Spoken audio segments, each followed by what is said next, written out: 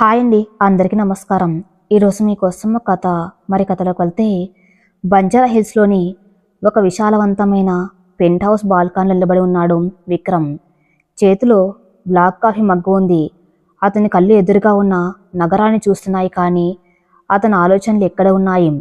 విక్రమ్ 30 ఏళ్ల యువ వ్యాపారవేత్త. చూడ్డానికి హాలీవుడ్ హీరోలా ఉండే 6 అడుగుల అజానుబాహుడు. అతని ఆస్తిపాస్తుల గురించి చెప్పాలంటే దినపత్రికల బిజినెస్ పేజీలు సరిపోవు. కానీ అతని మనస్తత్వం గురించి చెప్పాలంటే మాత్రం ఒక్క మాట చాలు, రాతి గుండె. విక్రమ్కి ప్రేమ, ఆప్యాయత, అనురాగం అనే పదాలంటే చిరాకు. చిన్నతనంలోని తన కళ్ళెదుటే ప్రేమించి పెళ్లి చేసుకున్నాం తన తల్లిదండ్రులు. ఆ తర్వాత అదే ప్రేమ పేరుతో ఒకరినొకరు మానసికంగా హింసించుకుంటూ విడిపోవడం చూశాడు. ఆ చేదు అనుభవం అతని మనసులో ఒక బలమైన ముద్ర వేసింది. ప్రేమ అనేది ప్రపంచంలో అతిపెద్ద అబద్ధం.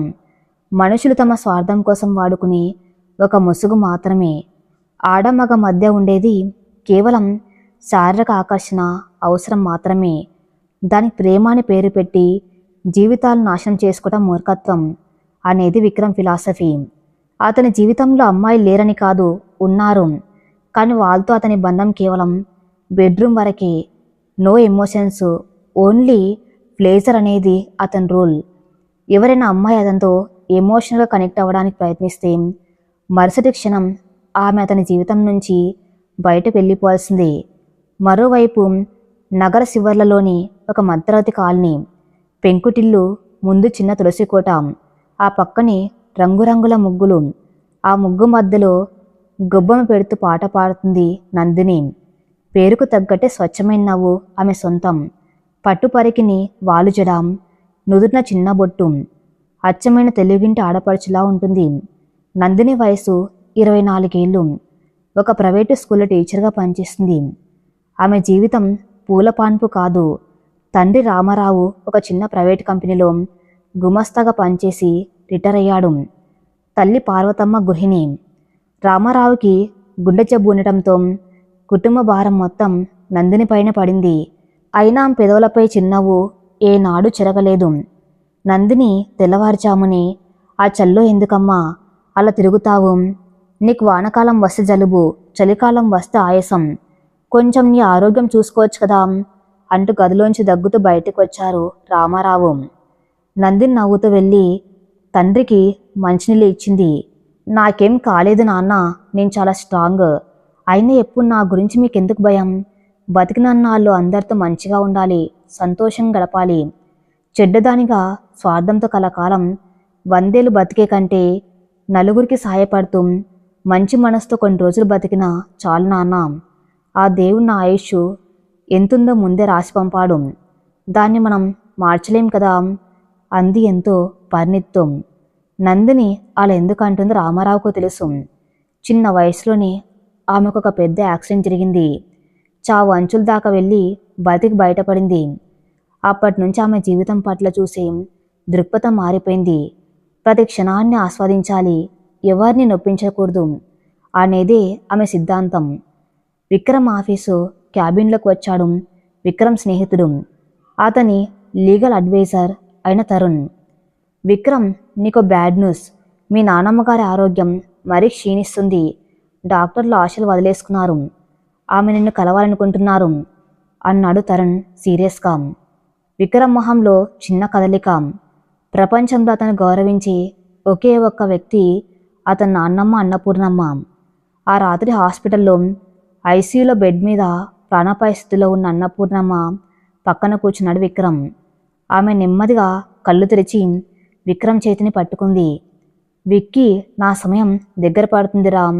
నేను కళ్ళు మూసేలోపు నిన్ను పెళ్ళికొడుగ్గా చూడాలనుంది. ఆ దేవుడు నా ప్రాణాలు ఇన్నాళ్ళు నిలిపి ఉంచింది ఇందుకేనేమో. నువ్వు పెళ్లి చేసుకోనని మొండికేస్తున్నావని తెలుసు, కానీ నా చివరి కోరిక తీర్చవా అంటూ కన్నీరు పెట్టుకుంది. విక్రమ్ మనసు కరిగింది. ఆ లేడవకు నాన్నమ్మ, నువ్వేది చెప్తే అది చేస్తాను అని మాట ఇచ్చేశాడు. కానీ బయటకు రాగానే విక్రమ్ బుర్ర వేడెక్కింది. పెళ్ళి అంటే తనకి పడదు. ఒక అమ్మాయితో జీవితాన్ని పంచుకోవటం, ఆమె ఆశలు, కోరికలు, ఎమోషన్స్ భరించటం తన వల్ల కాని పని. కానీ నానమ్మకు మాట ఇచ్చాడు. ఇప్పుడేం చేయాలి? మరుసటి రోజు ఆఫీసులో తరుణ్తో ఇదే విషయం చర్చిస్తున్నాడు విక్రమ్. తరుణ్, నాకు ఒక అమ్మాయి కావాలి, పెళ్లి చేసుకుంటాను, కానీ అది కేవలం నానమ్మ సంతోషం కోసం మాత్రమే. నాకంటూ ఒక పర్సనల్ లైఫ్ ఉంటుంది. నా శారీరక అవసరాలు తీర్చాలి. నా ఇంటికి కోడలుగా నాన్నమ్మ ముందు నటించాలి. కానీ నా దగ్గర ప్రేమ ఆప్యాయత ఎక్స్పెక్ట్ చేయకూడదు. నా రూల్స్ ఒప్పుకునే ఒక అమ్మాయిని వెతుకు. ఇది ఒక అగ్రిమెంట్ మ్యారేజ్. ఆమెకి ఎంత డబ్బు కావాలంటే అంత ఇస్తాను అని తేల్చి చెప్పాడు విక్రమ్. తరుణ్ ఆశ్చర్యపోయాడు. ఏంట్రా నువ్వు మాట్లాడేది? పెళ్ళంటే వ్యాపారం అనుకుంటున్నావా? అగ్రిమెంట్లు రాసుకోవడానికి ఇదొక ప్రాజెక్ట్ కాదు. ఈ అమ్మాయి నీ కండిషన్స్ ఒప్పుకుంటుంది. డబ్బు కోసం ఏదైనా చేసేవాళ్ళు ఈ ప్రపంచంలో చాలామంది ఉన్నారు తరుణ్. నీకు వారం రోజులు టైం ఇస్తున్నాను. నాకు అలాంటి అమ్మాయి కావాలి అంతే.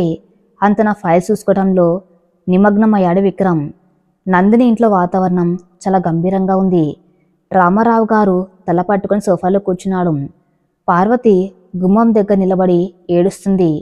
నందిని స్కూల్ నుంచి రాగానే ఆ దృశ్యం చూసి కంగారు పడింది. ఏమైందమ్మా? నాన్నగారు అలా ఉన్నారు అంటూ పరిగెత్తుకుంటూ వెళ్ళింది. ఏం చెప్పమంటావే తల్లి? మీ నాన్నగారు పనిచేసిన కంపెనీ ఓనర్ మన ఇల్లు కుదువ పెట్టుకుని బ్యాంకులో లోన్ తీసుకున్నాడు. ఇప్పుడు ఆ ఓనర్ బోర్డు తిప్పేశాడు. బ్యాంకు వాళ్ళు వచ్చి ఈ నెలాఖరులోగా 50 లక్షలు కట్టకపోతే ఇల్లు జప్తు చేయమంటున్నారు. మనం ఉండే ఈ చిన్న ఇల్లు కూడా పోతే మనం ఎక్కడికి వెళ్తామే అంటూ బోర్న విలిపించింది పార్వతి. నందినికి గుండాగినంత పనైంది. 50 లక్షల తన జీవితకాలం కష్టపడినా అంత డబ్బు సంపాదించలేదు. నాన్నగారికి ఈ టెన్షన్ వల్ల ఏమైనా అయితే ఆ మనసులో భయం మొదలైంది. ఏడవకు నాన్న, నేనున్నాను కదా, ఏదో ఒక దారి దొరకపోదు అని ధైర్యం చెప్పింది. కానీ ఆమెకి ఆ దారి ఎక్కడుందో తెలియదు. తర్వాతి 3 రోజులు నందిని తిరగని బ్యాంకు లేదు, అడగని తెలిసిన వాళ్ళు లేరు, ఎవరు సాయం చేయడానికి ముందుకు రాలేదు. నిరాశగా నడుచుకుంటూ వస్తున్న నందినికి దారిలో కారు యాక్సిడెంట్ జరగడం కనిపించింది. ఒక చిన్న పాప రోడ్డు మధ్యలో పడిపోయి ఉంది. అటుగా వేగంగా ఒక ట్రక్ వస్తుంది. ఎవరు ముందుకు రావడం లేదు. నందిని ఏమాత్రం ఆలోచించకుండా ప్రాణాలకు తెగించి ఆ పాపను కాపాడింది. ఆ పాప మరెవరూ కాదు, తరుణ్ కూతురు. తరుణ్ పరిగెత్తుకుంటూ వచ్చి పాపను హత్తుకుని నందినికి కృతజ్ఞతలు చెప్పాడు. అప్పుడే ఆమె కళ్ళల్లోని శూన్యాన్ని, బాధను గమనించాడు. మీరేదో పెద్ద కష్టంలో ఉన్నట్టున్నారు. నా పేరు తరుణ్, నేను లాయర్ని. మీరు నా కూతురి ప్రాణం కాపాడారు. మీకు ఏ సాయం కావాలన్నా నేను చేస్తాను అని తన విజిటింగ్ కార్డు ఇచ్చాడు. మరుసటి రోజు నందిని తరుణ్ ఆఫీస్కి వెళ్ళింది. తన పరిస్థితి అంతా వివరించి ఏదైనా లీగల్గా ఆ ఇంటిని కాపాడుకునే దారి ఉందా అని అడిగింది. అన్నీ విన్న తరుణ్ లీగల్గా ఇల్లు కాపాడుకోవడం కష్టమని చెప్పాడు. నందిని కళ్ళల్లో నీళ్లు తిరిగాయి. అప్పుడే తరుణ్ బుర్రలో ఒక ఆలోచన మెరిసింది. ఒకవైపు తన స్నేహితుడు విక్రమ్ అగ్రిమెంట్ పెళ్లి కోసం వెతుకుతున్నాడు. మరోవైపు ఈ అమ్మాయికి అర్జెంటుగా 50 లక్షలు కావాలి. ఈ ఇద్దరిని కలిపితే కానీ నందిని లాంటి మంచి అమ్మాయిని విక్రమ్ లాంటి డ్రాతి గుండె ఉన్న వాడికి అప్పగించడం కరెక్టేనా? నందిని గారు, మీకు వెంటనే 50 లక్షలు సమకూర్చే ఒక మార్గం నా దగ్గర ఉంది, కానీ అది చాలా కఠినమైన నిర్ణయం అన్నాడు తరుణ్ ఆలోచిస్తూ. నందిని నిరాశగా చూసింది. నా కుటుంబం కోసం, నాన్నగారి ప్రాణాల కోసం నేను ఏదైనా చేస్తాను సార్. నా ప్రాణాలు ఇవ్వడానికైనా సిద్ధమే. ప్రాణాలు ఇవ్వనక్కర్లేదు, కానీ మీ జీవితాన్ని పణంగా పెట్టాలి అంటూ విక్రమ్ పెళ్లి ప్రపోజల్, అతని కండిషన్స్ మొత్తం వివరించాడు తరుణ్. చూడండి నందిని, వాడు చాలా కఠినాత్ముడు. వాడికి ప్రేమ అనురాగం అంటే నమ్మకం లేదు. వాడికి భార్య అంటే ఒక అవసరం మాత్రమే. మీరు వాడి కుటుంబం ముందు కోడలుగా నటించాలి. బెడ్రూమ్లో వాడు కోరుకున్నప్పుడు తన శారీరక కోరికలు తీర్చాలి. 1 సంవత్సరం పాటు ఈ అగ్రిమెంట్. దానికి ప్రతిఫలం మీకు 50 కాదు, ₹1,00,00,000 ఇస్తాడు. ఆలోచించుకోండి. నందిని షాక్లో ఉండిపోయింది. పెళ్ళంటే ఆమెకు ఎన్నో కళ్ళు ఉన్నాయి. తను ప్రాణంగా చూసుకునే భర్త రావాలని కలలు కన్నది. కానీ ఇప్పుడు తన శరీరాన్ని ఒక అగ్రిమెంట్ కోసం అమ్ముకోవాలా? ఆమె ఆత్మగౌరవం దెబ్బతింది. క్షమించండి సార్, పేదవాళ్ళమైన మాకంటూ ఒక పరువు ఉంది. నా శరీరాన్ని అమ్ముకునేంత కర్మ నాకు పట్టలేదు అని కోపంగా బయటకు వచ్చేసింది. కానీ ఇంటికి వెళ్ళేసరికి సీన్ మారిపోయింది. రామారావు గారు హార్ట్అటాక్తో కింద పడిపోయి ఉన్నారు. వెంటనే హాస్పిటల్కి తరలించారు. మీ నాన్నగారికి అర్జెంటుగా సర్జరీ చేయాలి, కనీసం 10 లక్షలు రెడీ చేసుకోండి, అలాగే బ్యాంకు వాళ్ళు ఇల్లు సీజ్ చేయడానికి నోటీసులు ఇచ్చారు అని డాక్టర్ చెప్పగానే నందిని ప్రపంచం తలకిందులైంది. ఆ ముందు ఉన్న ఒకే ఒక దారి విక్రమ్. చెడ్డదానిగా కలకాలం బతికే కంటే తన తండ్రి కోసం తన కలలను ఆశలను చంపుకొని మంచి కూతురుగా ఈ అగ్రిమెంట్ ఒప్పుకోవడమే కరెక్ట్ అనిపించింది. కన్నీళ్ళను తుడుచుకొని గుండెను రాయి చేసుకుని తరుణ్కు ఫోన్ చేసింది. నేను ఆ ఒప్పందానికి సిద్ధమేసా అంది వణుకుతున్న స్వరంతో. చీకటి పడుతున్న సమయం. విక్రమ్ బ్లాక్ సూట్లో టీవీగా కూర్చొని ఉన్నాడు. అతని ఎదురుగా తలదించుకుని కూర్చుంది నందిని. ఆమె చేతులు భయంతో వణుకుతున్నాయి. విక్రమ్ ఆమెను పైనుంచి కిందికి ఒకసారి చూశాడు. సింపుల్గా ఉన్న ఒక సహజమైన అందం ఆమెలో ఉంది. కానీ విక్రమ్కి అందం ముఖ్యం కాదు, అవసరం ముఖ్యం. సో తరుణ్ నీకన్నీ వివరించే ఉంటాడు. నేను మళ్ళీ చెప్తున్నాను, ఇది కేవలం ఒక బిజినెస్ డీల్. రేపు రిజిస్టర్ ఆఫీస్లో మన పెళ్లి జరుగుతుంది. ఆ తర్వాత నాన్నమ్మ ముందు వెళ్ళి ఆశీర్వాదం తీసుకుంటాం.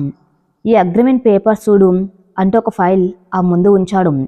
నందిని తలపైకెత్తి అతన్ని చూసింది. అతని కళ్ళలో ఎలాంటి భావం లేదు, చలి పుట్టించేంత నిర్లక్ష్యం. ఆ పేపర్లలో ఉన్న కండిషన్స్ చదువుతూ ఉంటే ఆమెకి ఏడుపు ఆగలేదు. విక్రమ్ వ్యక్తిగత జీవితంలో జోక్యం చేసుకోకూడదు. కుటుంబ సభ్యుల ముందు మాత్రమే భార్యాభర్తలా నటించాలి. విక్రమ్ కోరుకున్నప్పుడు ఎలాంటి అభ్యంతరం చెప్పకుండా తన శారీరక అవసరాలకు సహకరించాలి. ఎప్పుడు కాదనకూడదు. ఈ అగ్రిమెంట్ గురించి మూడో వ్యక్తికి తెలియకూడదు. నందిని పెన్ తీసుకుని పేపర్పై సంతకం చేసింది. విక్రమ్ ఒక చెక్ తీసి ఆ ముందు పెట్టాడు. ఇందులో ₹1,00,00,000 ఉన్నాయి. నీ సమస్యలు తీర్చుకో, కానీ గుర్తించుకో, ఈ క్షణం నుంచి నీ శరీరం, నీ సమయం నా సొంతం. నా పర్మిషన్ లేకుండా నువ్వు ఏడుపు మొహం పెట్టకూడదు, నాతో ఎమోషనల్గా అటాచ్ అవ్వకూడదు. క్లియర్ అన్నాడు కటువుగా. నందిని ఆ చెక్ తీసుకొని, నా శరీరానికి నా సమయానికి మీరు వెలకట్టారు సార్, అది మీ ఇష్టం. కానీ నా మనసుకి నా భావాలకు ఎవరు వెలకట్టలేరు. నాకు ప్రేమ మీద పెళ్లి మీద ఎలాంటి భ్రమలు లేవు. కొన్ని రోజులు బతికినా మంచిగా బతకాలనుకునేదాన్ని. నా కుటుంబం కోసం నేను ఈ ఒప్పందానికి వచ్చాను. మీకు కావాల్సింది నేను ఇస్తాను. మీరు ఎలాంటి కండిషన్స్ పెట్టినా పాటిస్తాను అని దృఢంగా చెప్పింది. ఆమె మాటలోని స్థైర్యం చూసి విక్రమ్ ఒక్క క్షణం ఆశ్చర్యపోయాడు. డబ్బు కోసం వచ్చిన సాదాసీదా అమ్మాయి అనుకున్నాడు. కానీ ఆమెలో ఏదో తెలియని తెగింపు ఉంది. గుడ్, రేపు ఉదయం 9 గంటలకు రిజిస్టర్ ఆఫీస్కి వచ్చి అని చెప్పి అక్కడి నుంచి వెళ్ళిపోయాడు విక్రమ్. నందిని ఒంటరిగా ఆ లాంజ్లో కూర్చొని కన్నీళ్లు పెట్టుకుంది. రేపటి నుంచి తన జీవితం ఒక కొత్త మలుపు తిరగబోతుంది. ప్రేమ లేని ఒక బంధంలోకి కేవలం శరీరాన్ని మాత్రమే కోరుకుని ఒక వ్యక్తితో కలిసి ప్రయాణించడానికి ఆమె సిద్ధమైంది. ఉదయం 9 గంటలు. రిజిస్టర్ ఆఫీస్ వాతావరణం ఎప్పట్లాగే రద్దీగా ఉంది. నందిని ఒక లేత గులాబీ రంగు కాటన్ చీరలో ఇలాంటి ఆభరణాలు లేకుండా చాలా సింపుల్గా వచ్చింది. ఆ ముఖంలో ఒకవైపు తండ్రి ప్రాణాలు కాపాడుకోవాలన్న ప్రశాంతత, మరోవైపు తన జీవితాన్ని ఒక కాగితంపై రాసి చేస్తున్న భయం స్పష్టంగా కనిపిస్తున్నాయి. నిన్న రాత్రి విక్రమ్ ఇచ్చిన చెక్తో బ్యాంక్ అప్పు తీర్చేయడమే కాకుండా నాన్నగారి సర్జరీ కావాల్సిన ఏర్పాట్లు కూడా పూర్తి చేసింది. తరుణ్ సహాయంతో ఆసుపత్రిలో అన్నీ సజావుగా జరిగాయి. ఇప్పుడు ఆమె వంతు. ఇచ్చిన మాట కట్టుబడ్డం.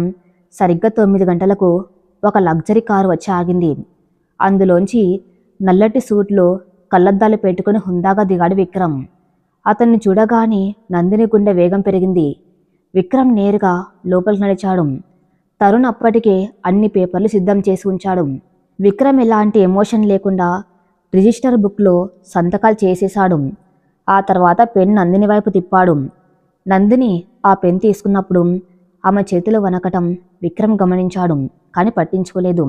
ఆమె కళ్ళు మూసుకుని తనకిష్టమైన దైవాన్ని తలుచుకుని వణుకుతున్న చేతులతో సంతకం చేసింది. కంగ్రాట్స్ విక్రమ్, ఇక మీరు చట్టబద్ధంగా భార్యాభర్తలు అన్నాడు రిజిస్టర్ నవ్వుతూ. విక్రమ్ మొహంలో చిన్న చిన్నవ్వు కూడా లేదు. తరుణ్, నానమ్మకి నేను పెళ్లి చేసుకున్నానని చెప్తే సరిపోదు, నిదర్శనం కావాలి.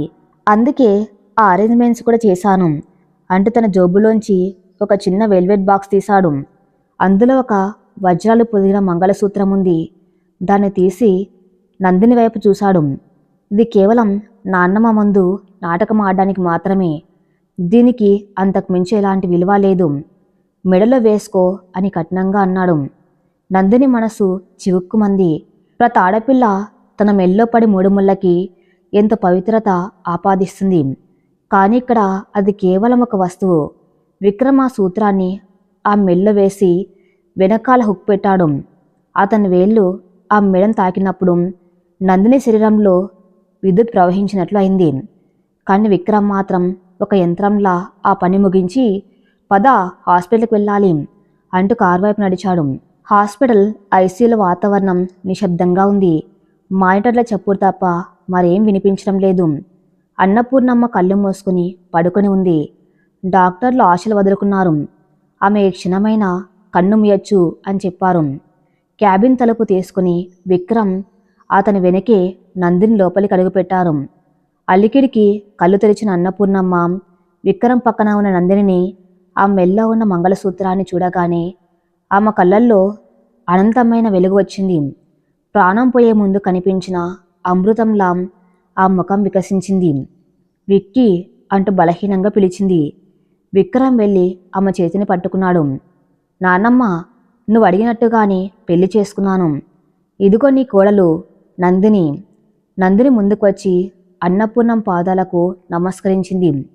అన్నపూర్ణమ్మ తన వణుకుతున్న చేతులతో నందిని తల నిమిరింది. ఎంత చక్కగా ఉన్నావమ్మా, అచ్చం మా ఇంట్లో కొలువై ఉన్న మహాలక్ష్మిలా ఉన్నావు. నా విక్కీగాడు ఎంత అదృష్టవంతుడో కదా. వాడికి ప్రేమ అంటే నమ్మకం లేదు తల్లి. వాడి బాల్యం అలాంటి గాయాలు చేసింది. కానీ వాడి మనసు చాలా మంచిది. వాడి కఠినమైన పై పొరను చీల్చుకొని లోపలికి వెళ్తే పసిపిల్లాల్లాంటి మనసు కనిపిస్తుంది. వాడిని జాగ్రత్తగా చూసుకో అమ్మా అంటూ కన్నీళ్లు పెట్టుకుంది అన్నపూర్ణమ్మ. ఆ మాటలు వింటూ ఉంటే నందిని హృదయం ద్రవించిపోయింది. ఒప్పందం ప్రకారం ఆమె కేవలం నటించాలి. కానీ ఆ పెద్దావిడ కళ్ళల్లో ఉన్న ఆప్యాయత చూసి నందిని తన్ను తాను మర్చిపోయింది. మీరెలాంటి దిగులు పెట్టుకోకని నానమ్మగారు, ఆయన బాధ్యత నాది. వాళ్ళ కళ్ళల్లో ఎప్పుడు ఆనందం ఉండేలా నేను చూసుకుంటాను. మీరు త్వరగా కోలుకొని మా ఇంటికి రావాలి అని ఎంతో ఆప్యాయంగా ఆ పెద్దావిడ చేతిని తన బుగ్గలకు అద్దుకుంది నందిని. ఆమె నటనలో ఉన్న సహజత్వాన్ని చూసి విక్రమ్ ఆశ్చర్యపోయాడు. ఈ అమ్మాయి ఇంత అద్భుతంగా ఎలా నటించగలుగుతుంది? డబ్బిస్తే ఏమైనా చేస్తారనడానికి ఇదే నిదర్శనం అనుకున్నారు తనలో తాను. అన్నపూర్ణమ్మ తన చేతికి ఉన్న పాతకాలం నాటి 2 బంగారు గాజులను తీసి నందిని చేతులకు తొడిగింది. ఇవి మా అత్తగారు నాకు ఇచ్చారు. ఇవి ఇంటి వారసత్వం. ఇకపై ఇవి నీవి అని నవ్వింది. ఆ మరుసటి క్షణమే ఆమె కళ్ళు శాశ్వతంగా మూసుకున్నాయి. మానిటర్లో లైన్ స్ట్రేట్గా మారిపోయింది. విక్రమ్ గుండె పగిలినంత పనైంది. నానమ్మ అంటూ గట్టిగా అరిచాడు. తన జీవితంలో తను ప్రేమించిన ఏకైక వ్యక్తి దూరం కావటంతో ఆ రాతిగుండె మొదటిసారి కన్నీరు కార్చింది. నందిని అతన్ని ఓదార్చడానికి చెయ్యి వేయబోయింది. కానీ విక్రమ్ ఆమెను విదిలించుకుని బయటకు వెళ్ళిపోయాడు. అన్నపూర్ణమ్మ గారి అంత్యక్రియలు అన్నీ పూర్తయ్యాయి.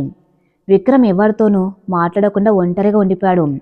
బంధువులందరూ వెళ్ళిపోయిన తర్వాత రాత్రి 10 గంటల సమయంలో నందిని తన కారులో ఎక్కించుకుని తన పెంట్ హౌస్కి బయలుదేరాడు. కారు ప్రయాణమంతా నిశ్శబ్దంగా సాగింది. నందిని కిటికీలోంచి బయటకు చూస్తూ తన గతం, తన కుటుంబం, తన తండ్రి ఆరోగ్యం గురించి ఆలోచిస్తుంది. నాన్నగారు కోలుకున్నారని అమ్మ ఫోన్ చేసి చెప్పింది. అది ఒక్కటే ఆమెకు సంతోషాన్నిచ్చే విషయం. తన త్యాగం వృధా కాలేదు. కారు బంజారా హిల్స్లోని ఒక ఎత్తైన భవనం వద్ద ఆగింది. లిఫ్ట్ నేరుగా టాప్ ఫ్లోర్లోని పెంట్ హౌస్లోకి వెళ్ళి ఆగింది. నందిని లోపలికి అడుగుపెట్టగానే ఆశ్చర్యపోయింది. అది ఒక ఇల్లులా లేదు, ఒక 5 స్టార్ హోటల్లా ఉంది. అంతా నలుపు తెలుపు రంగులతో డిజైన్ చేయబడి ఉంది. గోడల మీద మోడర్న్ ఆర్ట్ పెయింటింగ్స్, ఖరీదైన ఇటాలియన్ మార్బల్ ఫ్లోరింగ్, విశాలమైన హాలు. కానీ ఆ ఇంట్లో ప్రాణం లేదు, ఒక కల లేదు. తన చిన్న పెంకుటిల్లు ఎంతో వెచ్చగా ఆప్యాయంగా ఉండేది. ఈ ఇల్లు మాత్రం ఒక పెద్ద ఫ్రిడ్జ్లా చల్లగా నిర్జీవంగా ఉంది. ఇది నా ఇల్లు, ఇకపై 1 సంవత్సరం పాటు ఇక్కడే నీ నివాసం. ఆ కుడివైపు ఉన్నది గెస్ట్ రూమ్, పగలు నువ్వు అందులో ఉండొచ్చు. ఎడంవైపు ఉన్నది నా మాస్టర్ బెడ్రూమ్. నేను పిలిచినప్పుడు మాత్రమే నువ్వు అక్కడికి రావాలి. ఈ ఇంట్లో వంట చేయడానికి, క్లీన్ చేయడానికి పనివాళ్ళు వస్తారు. నువ్వే పని చేయనవసరం లేదు. నీకు కావలసినవన్నీ ఆ గెస్ట్ రూమ్లో ఏర్పాటు చేశాను అని ఒక యంత్రంలో చెప్పి తన గదిలోకి వెళ్ళిపోయాడు విక్రమ్. నందిని నిట్టూరుస్తూ తన గదిలోకి వెళ్ళింది.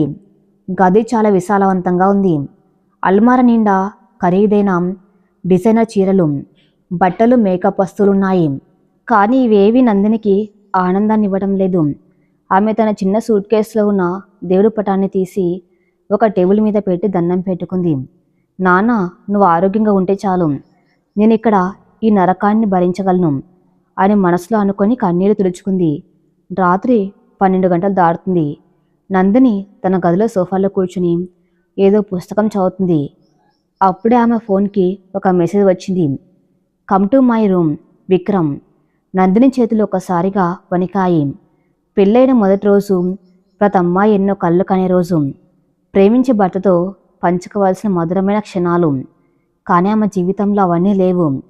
కేవలం అగ్రిమెంట్ పేపర్ మీద సంతకం చేసిన బాధ్యత మాత్రమే. గుండెను రాయి చేసుకుని నెమ్మదిగా నడుచుకుంటూ విక్రమ్ బెడ్రూమ్ దగ్గరికి వెళ్ళి తలుపు తట్టింది. కమిన్ అని లోపల నుంచి వినిపించింది. నందిని లోపలికి అడుగుపెట్టింది. ఆ గది చాలా విశాలవంతంగా ఉంది. మధ్యలో ఒక పెద్ద king size bed. Vikram shirt లేకుండా కేవలం ట్రాక్ ప్యాంట్ వేసుకుని కిటికీ దగ్గర నిలబడి డ్రింక్ చేస్తున్నాడు. నందిని చూడగానే డ్రింక్ గ్లాస్ పక్కన పెట్టి ఆమె వైపు నడిచాడు. నీకు నిబంధనలు గుర్తొస్తున్నాయి కదా. నాకు భార్య మీద, ప్రేమ మీద ఆసక్తి లేదు. నా శరీరానికి కొన్ని అవసరాలు ఉంటాయి. ఆ అవసరాలు తీర్చేయడానికి నేను నీకు ₹1,00,00,000 ఇచ్చాను. So let's not waste time అని నేరుగా ఆమె దగ్గరికి వచ్చాడు.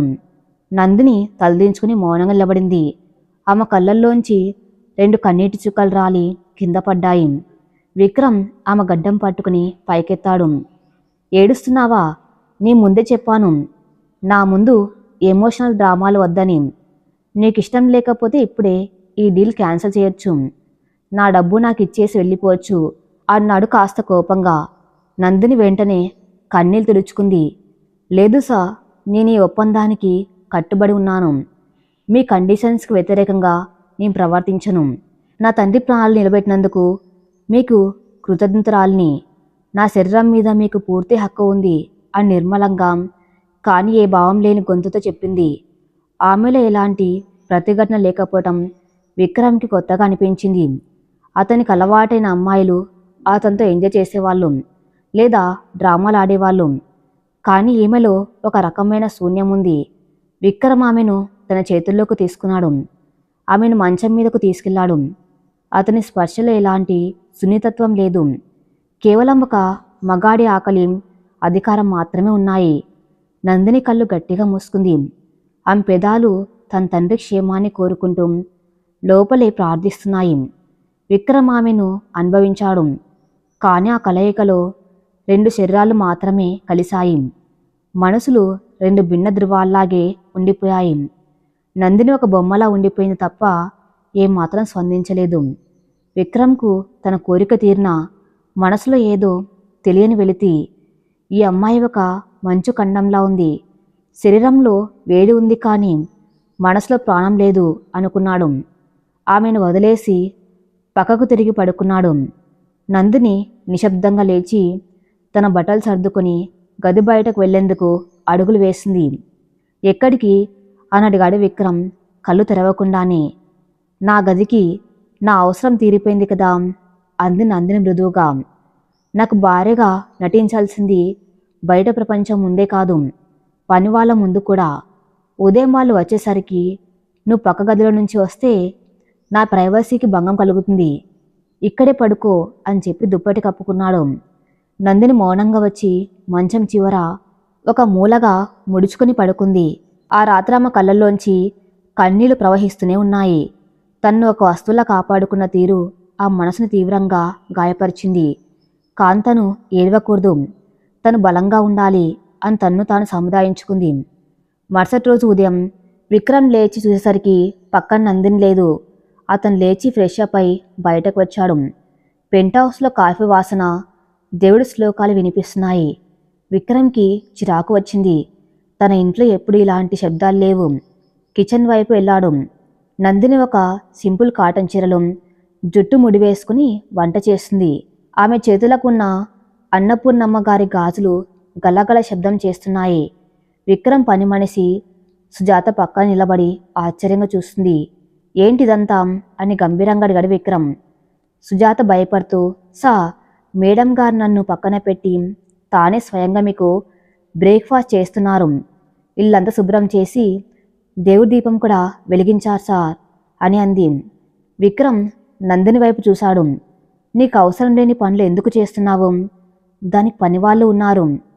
నందిని ప్రశాంతంగా వెనక్కి తిరిగి 2 కప్పుల్లో వేడి వేడి ఫిల్టర్ కాఫీ తీసుకొచ్చి డైనమిక్ టేబుల్ మీద పెట్టింది. నాకు ఉదయాన్నే లేచి పనులు చేసుకోవటం అలవాటు సార్. ఖాళీగా కూర్చోటం నా వల్ల కాదు. నా పని నేను చేసుకున్నాను. మీరు ఎక్సర్సైజ్ అయ్యాక కాఫీ తాగుతారని సుజాత చెప్పింది. అందుకే చేశానని చెప్పి తన కప్పు తీసుకుని బాల్కనీ వైపు వెళ్ళిపోయింది. విక్రమ్ ఆ కాఫీ కప్పును తీసుకుని ఒక సిప్ చేశాడు. అద్భుతంగా ఉంది. తన అమ్మ పోయిన తర్వాత ఎప్పుడు చిన్నప్పుడు తాగాడు అలాంటి ఫిల్టర్ కాఫీ. ఆ రుచిలో ఏదో తెలియని ఒక ఆప్యాయత, ఒక కమ్మదనం దాగి ఉంది. రాత్రి తన పక్కన ఒక నిర్జీవమైన బొమ్మలా పడుకున్న అమ్మాయేనా ఉదయం లేవగానే ఈ ఇంటిని ఒక ఇల్లుగా మార్చడానికి ప్రయత్నిస్తుంది.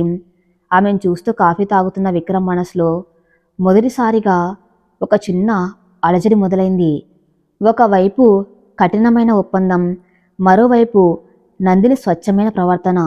ఈ రెండింటి మధ్య తన ప్రయాణం ఎలా ఉండబోతుందో అని అతను మొదటిసారి ఆలోచనలో పడ్డాడు.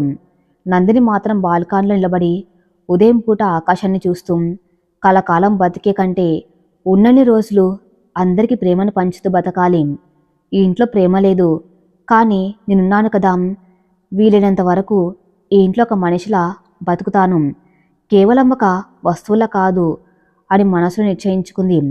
ఉదయం 10 గంటలు విక్రమ్ ఆఫీస్లో తన క్యాబిన్లో కూర్చుని ల్యాప్టాప్లో ఏదో ఒక ముఖ్యమైన ప్రాజెక్ట్ డీటెయిల్స్ చూస్తున్నాడు. కానీ అతని కళ్ళు అక్షరాల మీద ఉన్న బుర్ర మాత్రం ఎందుకో ఉదయం జరిగిన సంఘటన చుట్టూనే తిరుగుతుంది. తన ఇంట్లో కొత్త మనిషి తన రూల్స్ను దాటకుండానే తన ఇంటి వాతావరణాన్ని మార్చేస్తున్న తీరు అతనికి ఆశ్చర్యాన్ని కలిగిస్తుంది. ఆ ఫిల్టర్ కాఫీ రుచి ఇంకా అతని పెదవులపైన ఉన్నట్టు అనిపిస్తుంది. Shut, what is wrong with me? ఆమె కేవలం నా అవసరాల కోసం వచ్చిన ఒక అగ్రిమెంట్ భార్య. నేను అనవసరంగా ఆలోచిస్తున్నాను అని తన్ను తాను మందలించుకుని ఫైల్స్ మీద దృష్టి పెట్టాడు. అదే సమయంలో నందిని హాస్పిటల్కి చేరుకుంది. రామారావు గారికి సర్జరీ విజయవంతంగా జరిగింది. కోలుకున్నారు. తండ్రిని చూడగానే నందిని కళ్ళల్లో నీళ్లు తిరిగాయి. పరిగెత్తుకుంటూ వెళ్ళి ఆయన పక్కన కూర్చుంది. నాన్న ఎలా ఉంది ఇప్పుడు అంటూ ఆయన చెయ్యి పట్టుకుంది. రామారావు గారు నవ్వుతూ, నాకేం కాలేదమ్మా, ఆ దేవుడి దయ వల్ల విక్రమ్ బాబు లాంటి మంచి అల్లుడు దొరకటం వల్ల నా ప్రాణాలు నిలిచాయి. ఆయనే స్వయంగా దగ్గరుండి అంత పెద్ద హాస్పిటల్లో లక్షలు ఖర్చు పెట్టి సర్జరీ చేయించారు. ఎంత అదృష్టవంతురాలివే నా తల్లి నువ్వు, నేను ప్రాణంగా చూసుకునే భర్త దొరికాడు అన్నారు అమాయకంగా. ఆ మాటలు వింటూ ఉంటే నందిని గుండెలు పిండేసినట్లయింది. ప్రాణంగా చూసుకునే భర్త కాదు నాన్న, నా ప్రాణాన్ని, నా ఉనికిని కొనుక్కున్న యజమాని ఆయన అని అరిచి చెప్పాలనిపించింది. కానీ తన తండ్రి కోసం, ఆయన ఆరోగ్యం కోసం ఆ నిజాన్ని తన గుండెల్లోనే పాతరేసింది. అవును నాన్న, ఆయన చాలా మంచివారు, నన్ను చాలా బాగా చూసుకున్నారు. మా అత్తగారు కూడా నన్ను ఎంతో ఆప్యాయంగా దీవించారు.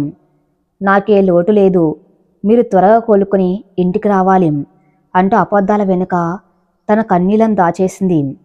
పార్వతి గారు కూడా కూతురి మెల్లో మంగళసూత్రం, ముఖంలో కళ్ళ చూసి మురిసిపోయారు. వారి ఆనందం చూశాక నందినికి తన త్యాగం వృధా పోలేదన్న చిన్న తృప్తి మిగిలింది. సాయంత్రం 6 గంటలకు విక్రమ్ ఇంటికి వచ్చాడు. నందిని అప్పటికే గెస్ట్ రూమ్లోంచి బయటకు వచ్చి హాల్లో ఉన్న దేవుడి పటానికి దీపం పెడుతుంది. ఆ పసుపు పచ్చని చీరలో నుదుర్న కుంకుమతో దీపం వెలుగులో ఆ ముఖం దైవాంశ సంబూత్రాల్లా మెరిసిపోతుంది. విక్రమ్ అడుగులు గుమ్మం దగ్గరే ఆగిపోయాయి. అతనికి తెలియకుండానే ఒక్క క్షణం ఆమెను అలాగే రెప్పవేయకుండా చూస్తూ ఉండిపోయాడు. ఆమెలోని ఆ సహజత్వం, ఆ స్వచ్ఛత అతని కఠినమైన మనసును కూడా ఒక క్షణం కట్టిపడేసింది. తన్ని తాను తమాయించుకుని గొంతు సవరించుకుని లోపలికి వచ్చాడు. నందిని, ఈరోజు రాత్రి మనం ఒక బిజినెస్ పార్టీకి వెళ్ళాలి. సిటీలోని టాప్ ఇండస్ట్రీస్ పొలిటీషియన్స్ వస్తారు. నానమ్మ చనిపోయిన తర్వాత నేను అటెండ్ అవుతున్న ఫస్ట్ ఈవెంట్ ఇది. అందరికీ నేను పెళ్లి చేసుకున్న విషయం తెలుసు కాబట్టి నిన్ను పరిచయం చేయాలి. Go and get ready.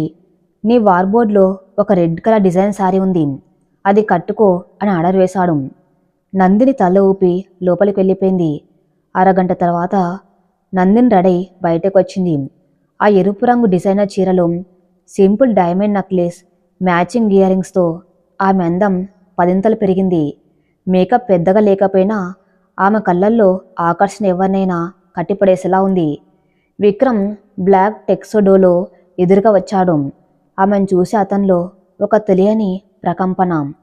కాని దాన్ని బయటపడనీయకుండా గుర్తించుకో, పార్టీలో మనం అన్యోన్యమైన దంపతులు నటించాలి. నీ వల్ల నా ఇమేజ్కి ఎలాంటి డ్యామేజ్ రాకూడదు అని చెప్పి కార్ కీస్ తీసుకున్నాడు. మీరు చెప్పినట్లే నడుచుకుంటాను సార్ అంది నందిని చాలా మర్యాదగా. సార్ అనే పిలుపు విక్రమ్కి ఎందుకో కాస్త చిరాకు తెప్పించింది. కానీ ఏమనలేదు. పార్టీ జరుగుతున్న 5 స్టార్ హోటల్ బ్యాంక్వెట్ హాల్ విద్యుత్ దీపాలతో దేదీప్యమానంగా వెలిగిపోతుంది. విక్రమ్ నందినితో కలిసి లోపలికి ఎంటర్ అవ్వగానే అందరి కళ్ళు వాళ్ళ వైపు తిరిగాయి. నగరంలోనే మోస్ట్ ఏజబుల్ బ్యాచిలర్ అయిన విక్రమ్ సడన్గా పెళ్లి చేసుకుని భార్యతో రావటం అందరికీ ఆశ్చర్యాన్ని కలిగించింది. విక్రమ్ నందిని నడుము మీద చేయి వేసి దగ్గరకు తీసుకున్నాడు. ఆ స్పర్శకు నందిని ఉలిక్కిపన్న ఒప్పందం గుర్తుకు వచ్చి వెంటనే సర్దుకుంది. ముఖం మీద అందమైన చిరునవ్వును పులుముకుంది. విక్రమ్ పరిచయస్తులు, బిజినెస్ పార్ట్నర్స్ అందరూ వాళ్ళను పలకరించడం మొదలుపెట్టారు. Congrats Vikram, what a beautiful couple. మీ మిస్సెస్ చాలా అందంగా ఉన్నారు అన్నాడు ఒక బిజినెస్ టైకూన్. నందిని నవ్వుతూ వాళ్ళందరినీ ఎంతో మర్యాదగా గౌరవంగా పలకరిస్తుంది. ఇంగ్లీష్లో అనర్గళంగా మాట్లాడుతూ విక్రమ్కి తగ్గ భార్యగా అందరి మోపు పొందుతుంది. ఆ మాట తీరులో ఉన్న వినయం, హుందాతనం అక్కడున్న వాళ్ళందరినీ ఆకట్టుకున్నాయి. విక్రమ్ ఆశ్చర్యంగా ఆమెని చూస్తున్నాడు. ఒక సామాన్య మధ్యతరగతి అమ్మాయి ఇంత పెద్ద హై సొసైటీ పార్టీలో ఇంత కాన్ఫిడెంట్గా ఎలా ఉండగలుగుతుంది అని తనకి అర్థం కాలేదు. అప్పుడే విక్రమ్ స్నేహితుడు తరుణ్ కూడా అక్కడికి వచ్చాడు. నందిని చూసి నవ్వి పలకరించాడు. మరికొంతమంది కుర్ర వ్యాపారవేత్తలు నందినితో పరిచయం పెంచుకోవడానికి ఉత్సాహం చూపిస్తున్నారు. ఆమెతో మాట్లాడుతూ నవ్వుతున్నారు. విక్రమ్కి ఎందుకో తెలియని కోపం, అసహనం మొదలయ్యాయి. తన అగ్రిమెంట్ భార్యతో వేరే మగవాళ్ళు అంత చనువుగా మాట్లాడడం, ఆమె వాళ్ళ వైపు చూసి నవ్వటం అతనికి నచ్చలేదు. ఇది అతనిలో పుడుతున్న పొజిటివ్నెస్ అని అతనికి అర్థం కాలేదు. వెంటనే ఆమె చెయ్యి పట్టుకుని తన వైపు లాక్కుని అందరి ముందు ఆమె నుదుటి మీద ముద్దు పెట్టాడు. ఆ అకస్మాత్ చర్యకు నందిని షాక్ అయింది. అందరూ చప్పట్లు కొట్టారు, చూడ ముచ్చటైన జంట అంటూ. కానీ నందినికి తెలుసు, ఆ ముద్దులో ప్రేమ లేదు, కేవలం ఈమె నా సొంతం, నా అగ్రిమెంట్ ఉన్న వస్తువు అని ప్రపంచానికి చాటి చెప్పే ఒక యజమాని అహంకారం మాత్రమే ఉందని. ఆ మనసు మౌనంగా రోధించింది. పార్టీ ముగించుకుని రాత్రి 11 గంటలకు ఇంటికి చేరుకున్నారిద్దరు. తలుపు వేసిన మరుక్షణం విక్రమ్ ఆమె చెయ్యి వదిలేశాడు. నందిని కూడా ఏం మాట్లాడకుండా తన గది వైపు వెళ్ళబోయింది. ఆగు అన్నాడు విక్రమ్ గంభీరంగా. నందిని ఆగి వెనక్కి తిరిగింది. పార్టీలో బాగానే నటించావు. అందరు నిన్ను చూసి నేను నిజంగానే ప్రేమలో పడి పెళ్లి చేసుకున్నాను అనుకున్నారు. నీ యాక్టింగ్ స్కిల్స్కి మెచ్చుకోవాలి అన్నాడు వ్యంగ్యంగా. నందిని ప్రశాంతంగా, నేను నటించలేదు సార్, మీ పరువు నిలబెట్టడం నా బాధ్యత. నా కుటుంబం కష్టాల్లో ఉన్నప్పుడు మీరు సాయం చేశారు. దానికి కృతజ్ఞతగా నా ప్రవర్తన వల్ల మీ స్థాయి ఎక్కడ తగ్గకూడదని ప్రయత్నించాను. అంతకుమించి ఏమీ లేదు అని అంది. ఆమె ప్రశాంతత విక్రమ్కి కోపం తెప్పించింది. ఆమె ఎప్పుడు ఇంత కంట్రోల్డ్గా ఎలా ఉండగలుగుతుంది? తన చేతిలో కీలుబొమ్మలా ఉండవలసిన అమ్మాయి తనకంటే గొప్పగా ఆలోచిస్తుందన్న ఇగో అతన్ని రెచ్చగొట్టింది. వేగంగా వెళ్ళి నందిని దగ్గరికి లాక్కున్నాడు. ఆమె నడుము చుట్టూ చేతులు వేసి గట్టిగా పట్టుకున్నాడు. నందిని ఊపిరి ఆగిపోయినంత పనైంది. నువ్వు నా అగ్రిమెంట్ భార్యవి, నా డబ్బు తీసుకున్నావు, నా బెడ్రూమ్లోకి రా అంటూ ఆమెను ఎత్తుకుని మాస్టర్ బెడ్రూమ్లోకి తీసుకెళ్లాడు. ఆ రాత్రి కూడా విక్రమ్ ఆమెను అనుభవించాడు. కానీ ఈసారి అతనిలో ఒక ఫ్రస్ట్రేషన్ ఉంది. తనకు ఆమె శరీరం దొరుకుతుంది కానీ ఆ కలయికలో ఆమె నుంచి ఎలాంటి ప్రతిస్పందన రావటం లేదు. ఆమె ఒక నిర్జీవమైన శిలలా పడి ఉంటుంది. కనీసం బాధతో కూడిన ఏడుపు కూడా రాలేదు. కేవలం కళ్ళు మూసుకుని గట్టిగా పిడికిలి బిగించి భరిస్తుంది. విక్రమ్కి అది పిచ్చెక్కించింది. ఎందుకిలా శవంలా పడి ఉంటావు? రియాక్ట్ అవ్వు, నీలో ఫీలింగ్స్ లేవా అని అరిచాడు విక్రమ్ ఆమెను వదిలేసి. నందిని కళ్ళు తెరిచి తన బట్టలు సర్దుకుంటూ లేచి కూర్చుంది. ఆమె కళ్ళల్లో నీళ్లు ఉన్నాయి కానీ వాటిని కిందికి రానివ్వలేదు. శరీరాలను కలిపితే ఫీలింగ్స్ రావు సార్, మనసులు కలవాలి. మీ అగ్రిమెంట్లో నా శరీరం మీ అవసరాలకు వాడుకోవచ్చని ఉంది, కానీ నా మనసు నియంత్రించే హక్కు మీకు లేదు. మీ డబ్బు ఇచ్చి నా దేహాన్ని కొనుక్కున్నారు, నా ప్రేమను కాదు. మీరు కోరుకున్నది నేను ఇస్తున్నాను. దయచేసి నన్ను ఇంకేమనకండి అని చెప్పి మౌనంగా పక్క గదిలోకి వెళ్ళిపోయింది. ఆ మాటలు విక్రమ్ గుండెల్లో బాకుల్లా దిగాయి. ఒక వస్తువును కొనుక్కున్నట్లు ఆమెను కొనుక్కున్నాడు. కానీ ఆ మాటల్లో నిజం అతనిలో మొదటిసారి ఒక అపరాధ భావాన్ని రగిలించింది. ఆ రాత్రంతా విక్రమ్కి నిద్ర పట్టలేదు. బాల్కాన్లో సిగరెట్ తాగుతూ ఆమె అన్న మాటల్ని ఆలోచిస్తున్నాడు. ప్రేమ, మళ్ళీ అదే పదం. ఈ అమ్మాయికింత అహంకారం ఏంటి? నా డబ్బు తీసుకుని నన్నే విమర్శిస్తుందా అని తన ఎగ్గోను సర్దుబాటు చేసుకునే ప్రయత్నం చేశాడు. మరుసటి రోజు ఉదయం విక్రమ్ లేచేసరికి తల బద్దలైపోతున్నట్టుగా ఉంది. రాత్రంతా నిద్రలేకపోవడం, సిగరెట్లు, ఆలోచనల వల్ల తీవ్రమైన మైగ్రేన్ తలనొప్పితో బాధపడుతున్నాడు. మంచం మీద నుంచి లేవలేక కళ్ళు మూసుకొని తల పట్టుకున్నాడు. అప్పుడే గత్తలుపులు తీసుకుని లోపలికి వచ్చింది నందిని. ఆమె చేతిలో ఒక చిన్న గిన్నె నుంచి ఆవిర్లు వస్తున్నాయి. విక్రమ్ వైపు చూసి పరిస్థితి అర్థం చేసుకుంది. మెల్లగా వెళ్ళి అతని పక్కన కూర్చుని ఆ గిన్నెను పక్కన టేబుల్ మీద పెట్టింది. ఏంటిది అని విసుగ్గా అడిగాడు విక్రమ్. మీకు తలనొప్పిగా ఉన్నట్లుంది. ఇది సొంటి, మిరియాలు, తులసి ఆకులతో చేసిన కషాయం. మా నాన్నగారికి తలనొప్పి వస్తే అమ్మ ఇదే చేసి ఇచ్చేది. తక్షణమే తగ్గిపోతుంది. తాగండి సార్ అంటూ ఆ గిన్నెను అతని పెదవుల దగ్గరకు తీసుకెళ్ళింది. నాకు ఇవన్నీ వద్దు, పెయిన్ కిల్లర్ ఉంటే ఇవ్వు అని విక్రమ్ విసుక్కున్నాడు. కానీ నందిని వెనక్కి తగ్గలేదు. పెయిన్ కిల్లర్స్ వాడితే తాత్కాలికంగా తగ్గుతుంది సార్, కానీ ఆరోగ్యం పాడవుతుంది. ఒక్కసారి ఇది తాగి చూడండి, మీకు తగ్గకపోతే అప్పుడు టాబ్లెట్ ఇస్తాను అంటే ఎంతో ఓపిగ్గా ఒక పసిపిల్లాడికి చెప్పినట్టు చెప్పింది. ఆమె వాయిస్లో ఉన్న ఆ మార్దవం శ్రద్ధ విక్రమ్ని కాదని లేకుండా చేశాయి. అతను మౌనంగా ఆమె చేతిలోంచి ఆ గిన్నెను తీసుకుని కొద్ది కొద్దిగా తాగాడు. అది ఘాటుగా ఉన్న గొంతులోంచి వెచ్చగా లోపలికి వెళ్తూ ఉంటే ఎంతో హాయిగా అనిపించింది. కషాయం తాగిన 10 నిమిషాలకే అతని తలనొప్పి మాయమైపోయింది. మనసుకు ఎంతో ప్రశాంతంగా అనిపించింది. నందిని గిన్నె తీసుకుని వెళ్ళబోతూ ఉంటే విక్రమ్ ఆమె చేయి పట్టుకున్నాడు. నందిని ఆగి అతని వైపు ప్రశ్నార్థకంగా చూసింది. విక్రమ్ ఆమె కళ్ళలోకి చూస్తూ థ్యాంక్స్, తలనొప్పి తగ్గిపోయింది అన్నాను నెమ్మదిగా. అతని గొంతులో ఎప్పట్లాంటి పొగర్లేదు, ఒక నిజాయితీ ఉంది. నందిని చిన్నగా నవ్వి మన ఇంట్లో వాళ్ళకి సేవ చేయడానికి థ్యాంక్స్ అక్కర్లేదు సార్ అని చెప్పి తన చేయి విడిపించుకుని వెళ్ళిపోయింది. మన ఇల్లు, ఆ పదం విక్రమ్ చెవుల్లో ప్రధ్వనిస్తుంది. ఆమె తన్ని డబ్బు కోసం వాడుకునే వ్యక్తిగా కాకుండా ఒక కుటుంబ సభ్యుడిగా భావిస్తుందా? నిన్న రాత్రి తన ప్రవర్తనకు ఆమె కోపంగా ఉండాలి కదా, కానీ ఆమెలో ఎలాంటి ద్వేషం లేదు. తనని అగౌరవపరిచిన వ్యక్తికి కూడా ప్రేమను పంచేంత గొప్ప మనసు ఆమెదా. విక్రమ్ ఆలోచనలు ఒక కొలిక్కి రావటం లేదు.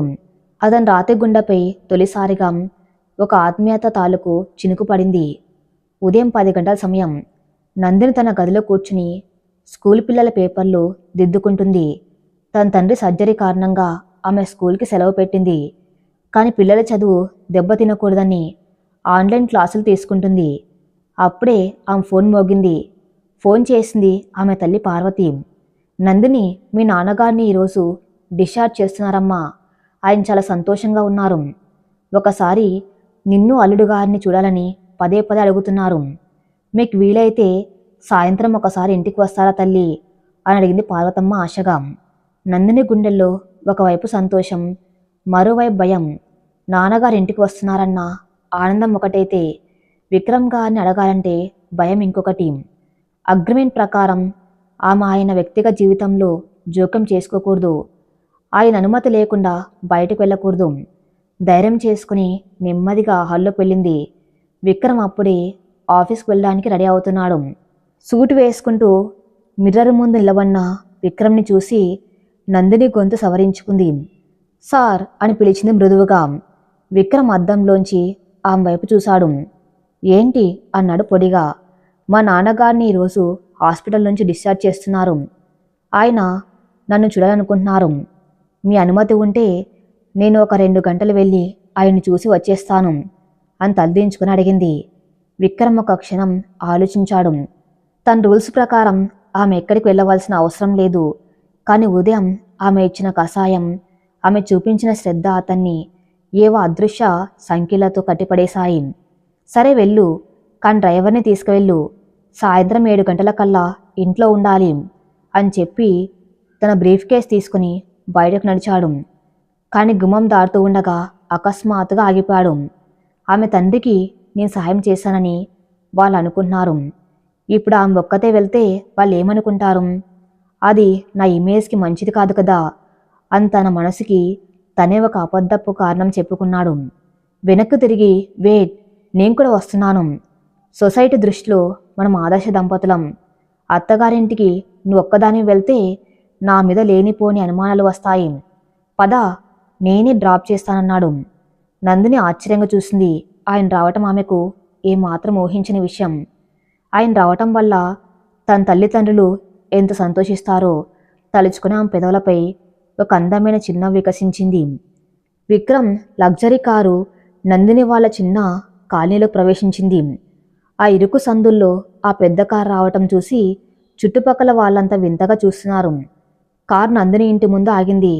ఇల్లు చాలా చిన్నది, కానీ ఎంత శుభ్రంగా పచ్చని మొక్కలతో కలకల్లాడుతుంది. విక్రమ్ కారు దిగ్గానే పార్వతి గారు ఎదురొచ్చి హారతి ఇచ్చి లోపలికి ఆహ్వానించారు. నందిని తండ్రి రామారావు గారు మంచం మీద నుంచి లేచి కూర్చోడానికి ప్రయత్నించాడు. విక్రమ్ వెంటనే ముందుకు వెళ్ళి, పర్లేదు అంకుల్, మీరు కూర్చున్నన్నాడు. రామారావు గారు 2 చేతులు జోడించి కన్నీళ్లతో, బాబుగారు, నా ప్రాణం నిలబెట్టారు. మీకు ఎలా రుణం తీర్చుకోవాలో ఈ పేదవాడికి తెలియడం లేదు. నా కూతురి జీవితంలో మీరు దేవుళ్ళ వచ్చారు.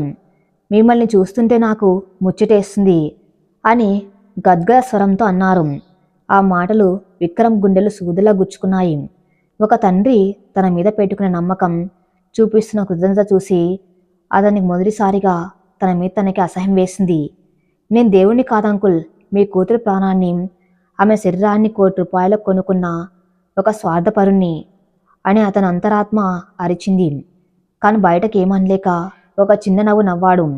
నందిని వైపు చూశాడు విక్రమ్. ఆమె కళ్ళల్లో తన తండ్రి కోసం తాను చేసిన త్యాగం తాలూకు ఏడుపు దాగి ఉన్నాం. పెదవులపై మాత్రం నాన్న బతికాడు అన్న సంతోషం సుష్టంగా కనిపిస్తుంది. ఆమె తన తల్లితో కలిసి వంటగదిలోకి వెళ్ళింది. ఆ చిన్న ఇంట్లో ఆమె ఎంత స్వేచ్ఛగా సంతోషంగా ఉందో విక్రమ్ గమనించాడు. తన పెంట్ హౌస్లో ఒక మూలకు ముడుచుకుని ఉండే నందిని వేరు, ఇక్కడ తన వాళ్ళ మధ్య నవ్వుతూ తిరుగుతున్న నందిని వేరు. ఆమె అసలైన రూపం ఎంత అందంగా ఉందో అతను కండ్రెపోయేయకుండా చూస్తూ ఉండిపోయాడు. మధ్యాహ్నం భోజన సమయం. విక్రమ్కి భోజనం ఎలా వడ్డించాలో పార్వతి గారికి అర్థం కాలేదు. వాళ్ళ ఇంట్లో ఉన్నది పాత డైనింగ్ టేబుల్. కానీ విక్రమ్ ఏమాత్రం సంకోచించకుండా రామారావు గారి మంచం పక్కనే వేసిన చిన్న కుర్చీలో కూర్చున్నాడు. అరటి ఆకు వేసి వేడి అన్నం, పప్పు, ఆవకాయ, వంకాయ కూర వడ్డించింది నందిని. విక్రమ్కి ఇవన్నీ చాలా కొత్త. అతను ఎప్పుడు కాంటినెంటల్ ఫుడ్, 5 స్టార్ హోటల్స్లోని ఖరీదైన వంటకాలు మాత్రమే తిన్నాడు. మొదటి ముద్ద నోట్లో పెట్టుకోగానే అతని కళ్ళు మూసుకుపోయాయి. ఆ రుచుల్లో ఒక అద్భుతమైన కమ్మదనం ఉంది. అది కేవలం వంటకాల రుచి కాదు, అందులో కలిపిన ప్రేమ రుచి. కూర బాగుందా బాబుగారు? మా నందిని చేతి వంట అద్భుతంగా ఉంటుంది అంది పార్వతమ్మ గారు ఆప్యాయంగా. విక్రమ్ నందిని వైపు చూశాడు. ఆమె తలదించుకొని చిన్నగా నవ్వుకుంటుంది. ఆ భోజనం చేస్తున్నంతసేపు విక్రమ్కి తన బాల్యం గుర్తుకొచ్చింది. తన ఇంట్లో డైనింగ్ టేబుల్ మీద ఎప్పుడు నిశ్శబ్దం లేదా తల్లిదండ్రుల మధ్య గొడవ ఉండేది. ప్రేమగా వడ్డించే వాళ్ళు లేరు. కలిసి నవ్వుకుంటూ భోజనం చేసిన రోజులు లేవు. ఆస్తులు అంతస్తులు ఎన్ని ఉన్నా ఈ చిన్న పూరి గుడిసెలో ఉన్న ప్రశాంతం, ప్రేమ తన ప్యాలెస్ లాంటి ఇంట్లో లేవు అన్న నిజం అతనికి మొదటిసారి బోధపడింది. భోజనం పూర్తయ్యాక నందిని విక్రమ్కి చేతులు కడుక్కోవడానికి నీళ్ళు ఇచ్చింది. టవల్తో చేతులు తుడుచుకుంటూ అతను నందిని కళ్ళలోకి చూశాడు. ఆ చూపులో ఎప్పట్లాంటి పొగర్లేదు, ఒక రకమైన అపరాధనం, కృతజ్ఞత ఉన్నాయి. నందినికి ఆ చూపు అర్థం కాలేదు. కానీ ఆ మనసులో ఒక చిన్న అలజడి రేగింది. సాయంత్రం 4 గంటలకిద్దరూ తిరుగు ప్రయాణం అయ్యారు. కారు జూబ్లీహిల్స్ రోడ్డు మీద వెళ్తూ ఉండగా అకస్మాత్తుగా వాతావరణం మారిపోయింది. నల్లటి మేఘాలు అలుముకొని కుంభవృష్టి మొదలైంది. ట్రాఫిక్ జామ్ అవటంతో కారు ఒక చోట ఆగిపోయింది. కారులో ఏసీ ఆన్లో ఉన్న నందిని కిటికీ అద్దం కిందకు దించి బయటపడుతున్న వర్షాన్ని ఆస్వాదిస్తుంది. వర్షపు చినుకులు ఆ ముఖం తాకుతున్నాయి. ఆమె కళ్ళు ఆనందంతో మెరుస్తున్నాయి. ఒక చిన్న పిల్లల ఆమె చేతులు బయటకు పెట్టి చినుకులను పట్టుకోవడానికి ప్రయత్నిస్తుంది. విక్రమ్ స్టీరింగ్ మీద చేతులు ఆనించి పక్కకు తిరిగి ఆమెను చూస్తున్నాడు. ఆ ముఖం మీద పడుతున్న ప్రతి చినుకు అతని మనసులో ఉన్న మంచును కరిగిస్తున్నట్టుగా ఉంది. నందిని అని పిలిచాడు. ఆమె ఉలిక్కిపడి కిటికీ అద్దం పైకెత్తేసి, సారీ సార్, కారు లోపల తడిసిపోతుందని చూసుకోలేదు అని భయంగా అంది. పర్లేదు, కిందికే ఉంచు అన్నాడు విక్రమ్ మృదువుగా. నందిని ఆశ్చర్యంగా అతని వైపు చూసింది. ఒక మాట అడగనా అన్నాడు విక్రమ్ ఆమె కళ్ళలోకి సూటిగా చూస్తూ. నందిని మౌనంగా తల ఊపింది. నీకిదంతా ఎలా సాధ్యమవుతుంది? నువ్వు నీ కష్టాలకు కలలకు విరుద్ధంగా నాతో ఒక అగ్రిమెంట్లో బంద్ అయ్యావు. నేను నిన్ను ఒక వస్తువులా ట్రీట్ చేస్తున్నాను. అయినా సరే నువ్వు ఇంత ప్రశాంతంగా, ఇంత సంతోషంగా ఎలా ఉండగలుగుతున్నావు? నీలో అసలు కోపం, ద్వేషం లాంటివి లేవా అని అడిగాడు తనలో ఇన్నాళ్ళు దాగున్న సందేహాన్ని బయట పెడుతూ. నందిని పెదవులపై ఒక స్థిరమైన కానీ చిన్న బాధతో కూడిన చిరునవ్వు కనిపించింది. కిటికీ బయట పడుతున్న వర్షం వైపు చూస్తూ చెప్పటం మొదలుపెట్టింది. నా కోపం, ద్వేషం అన్నీ ఉన్నాయి సార్, కానీ వాటిని నా మనసులో పెట్టుకుని మోసేంత సమయం నా దగ్గర లేదు. నా చిన్నతనంలో నాకు ఒక పెద్ద యాక్సిడెంట్ జరిగింది. డాక్టర్లు నేను బతకను అన్నారు. 4 రోజుల పాటు కోమలో ఉన్నాను. అప్పుడు మా నాన్న పడ్డ బాధ, మా అమ్మ కన్నీళ్ళు నేను మర్చిపోలేను. ఆ దేవుడు నాకు 2వ జన్మ ఇచ్చాడు. ఆ రోజు నేను ఒక నిర్ణయం తీసుకున్నాను. విక్రమ్ రెప్పవేయకుండా వింటున్నాడు. నాకు రేపు అనేది ఉందో లేదో తెలియదు. గతాన్ని తలుచుకుని ఏడుస్తూ కూర్చోటం కంటే ఉన్న ఈ ఒక్క క్షణాన్ని ఆనందంగా బతకాలనుకున్నాను. నా వల్ల ఎవరికి కన్నీళ్లు రాకూడదనుకున్నాను. మీరు నాకు చేసింది అన్యాయమని నేను అనుకోవటం లేదు. మీరు ఒక కాగితం మీద కొన్ని కోట్లు పెట్టి నా నాన్న ప్రాణాలు కొనిచ్చారు. దాని ప్రతిఫలంగా నా జీవితాన్ని నేను మీకు ఇచ్చేశాను. ఇందులో కోపడ్డానికి ఏముంది సా?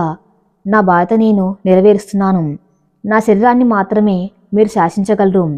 నా మనసు ఎప్పుడు స్వచ్ఛంగానే ఉంటుంది, ఈ వర్షపు చినుకుల్లాగే అంది ఎంతో స్వచ్ఛంగా. ఆ మాటలకు విక్రమ్ నిర్ఘాంతపోయాడు.